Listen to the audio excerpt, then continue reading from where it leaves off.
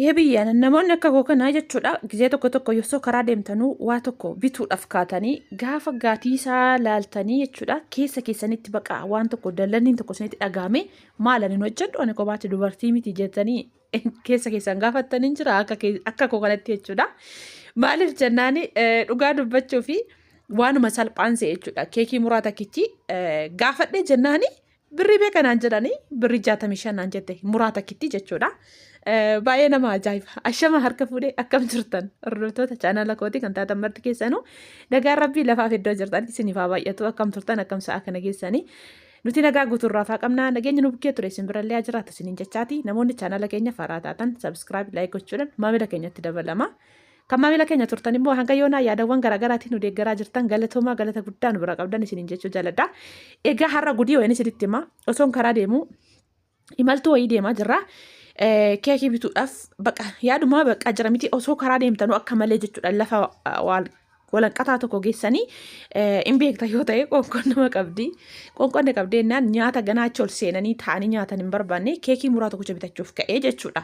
Isaayyaasii wajjin hin deemarraa keekii muraa takkittiin birrii 65 nuun jedhan. Baay'ee tokko dinqisiifadhe baay'ee tokko na ajaa'ibe. Maaf hangalee hin hojjenne hin binne keekii sana sanan dhiise. Kanaaf maaf hangalee hin hojjenne ani kophaatti shamara miti qo'e.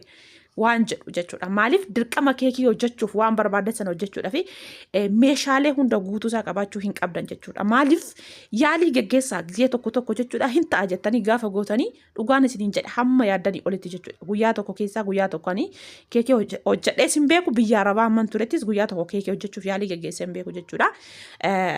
Hojiin koo qulqullina sababa tureef yeroo sanatti jechuudha. Kanaaf kunoo akkuma argaa jirtan kana aarii waa hunda nama hojjisiisaa fiigee dhufee maalan godhe waan sa'aatii tokko walakkaa hin guunne keessatti hojjedhe jechuudha.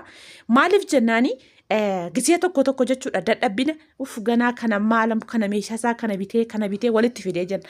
Garuu dhugaan isin hin jedha meeshaan ani amma yoo duqeetii ta'e manaan qaba ture wanta nani irshoo kan onnoo vaanillaa xaamii keekii mi'eessu sanaa fi wanti nan asitti bite jechuudha.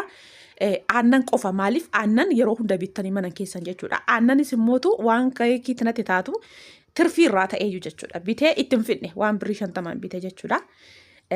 Kanaafuu walumaa galatti jechuudha gisee tokko kutannoo qabaanne hin goona yoo jenne wanni nuti hin goone hin jiru jechuudha. Baay'ee tokko yeroo jalqabaaf keekii hojjechuu kooti yeroo jalqabaatiif amantanis amanuu baattanis viidiyoo tokko osoo hin ilaalin baqa yaalii geggeessuu qofaan jechuudha. Yeroo baay'ee bakkan ture sanatti micayyoon hojjetaa turte nan milladha yeroo tokko gisee ishiin hojjettu jechuudha kushinaa keessan baatu keekii kana baay'ee hojjechuu jaalatti. Baqa akkuma argaa jirtan kana dirqama firoomii galchuudhaaf gaaziin mana jiraachuun isin barbaachisu. Maxabashaa laman qaba ture maxabashaa baay'ee fufurdaa ta'e kan achii fudhadhee dhufe jechuudha. Baay'ee tokko fufurdaadha lamaan isaayyuu jechuudha. Isaan lamaan ittiin maalan godhee baqa nan kaayyeeffadhee nan hojjedhan jedhee dhufe kunoo akkuma argaa jirtan kana waanuma salphaadhanii waan sa'aatii tokko walakkaa hin guunne keessatti keekii muraa takka dhiisitiyyuu kan guyyaa lamatti nyaatamudha. Kanaan ani hojjedhe jechuudha. Egaa obboleewwan kiyya maaliif inni waan amma kana gabaabbattu isiniif qooduu barbaade beektanii gisee tokko jechuudha. Waan tokko ilaaltanii gaafa achi as deebisanitti jechuudha. Waanuma yaada hin qabne kana kutannoon keessatti uumama jechuudha. Baruudhaafis jechuudha guyyaadhuma tokko sa'aatuma tokko keessatti shaakaltanii shaakallii geggeessitanii bartanii hojjechuudhaaf keessan in onnata jechuudha. Kanaaf mudannoo nana mudate kun sinaa mudatu maaliif akkasiin jabaattan akkasiin kan guyyaa tokkoof miti kan boruutiif iyyuu jabaattanii hojjettan sinaa taasisuun isiniin jedha. Kanaafuu mee dhugaa dubbachuuf jechuudha. Tokkoon keessa warri viidiyoo kana laaltanii yeroo jalqabaaf yaaltanii akkasitti gaafa isinii milkaa'ee gammachuu akkamitti isinitti dhaga'ame. Ani already gama kootiin waan tokko hojjedhee baruudhaaf yaalii geggeessee yoo na jalaa wanti sun fashalaa'e baay'ee tokko hin dallanalleedha. Garuu immoo abdiin kutadhu irra deddeebi'ee yaala jechuudha. Yeroo jalqabaatiif yaalee garuu dhugumatti naa milkaatanan gammachuun koo haga kana jedhee isinitti namu dhugaa rabbi jechuudha. Maaliif jennaani gammachuu hamma kana hin jedhamne natti dhaga'ame jechuudha. Hojjedhee gaafa inni akka kanatti naa milkaa'ee naa bahu jechuudha. Kanaaf ijoolleen shamarranii jechuudha. Ijoollee dhiiraa miti ijoollee shamarranii gisee kam keessattuu hin hojjenna jedhaati waan tokko yaalii geggeessaa manuma keessanitti jechuudha. Garuu dirqama waan tokko hojjechuu fi meeshaaleen achitti agarre sun yookaan meeshaaleen biyya alaa jira sun hundisaa yoo nu guute malee akkamitti nyaata kana hojjetachuu dandeenya jettanii tooni abdii kutattanii hin dhiisinaa waan hojjechuuf kaatan sana jechuudha. Maaliif ndaa'u karaa biraaf mala addaatiin fiddanii karaa biraatiin jechuudha. Laal yoo hojjettanii tooftaa biraallee uumtanii namoota birootiif illee fakkeenya taatanii hojjechuu dandeessan jechuudha. Egaa akkuma argaa jirtan kana dafeen haa qorru jedhee tanan waan bal'aa irratti jechuudha. Daantalii jala godhee maaliif akka dafee qorruuf jechuudha. Sa'aatii tokko gidduutti walumaa galatti hojjedhee xumuruusaa jechuudha. Biyyaansi kinoo argam amma qorru jedhee eegee tokko walakkaa mana tureera. Hin qorrine jechuudha. Kuniyyuu ho'a isaati dhugaa baay'ee nama guba jechuudha.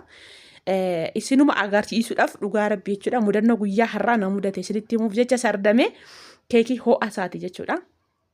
Gubbaas jallisaas hin gubanne baqa maaliif isin hin jedha lachan saatu garagartuunsaa furdaa waan ta'eef maxabashaan irratti hojjedhe suni baay'ee tokko jechuudha. Bareecheeti kan inni naa baase jechuudha.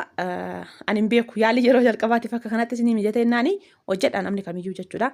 Yaalii geggeessa aaratoo dallana ka'aa gizee hojjettan sana inni lukkooftaniin isiniin jedha kunuula akkuma argaa jirtan kana keessisa waa takka jechuudha dhugaa dubbachuu fi egaa obboleewwan kiyyaa mee yaada keessan naa ka'a isinis koomentii jalatti gizee tokko waan hundumarrattu jechuudha wal jajjabeessuu nurraa eeggamu. Kana fakkaatan isiniin jedha nagaan naaf turaa kottaa nyaadha.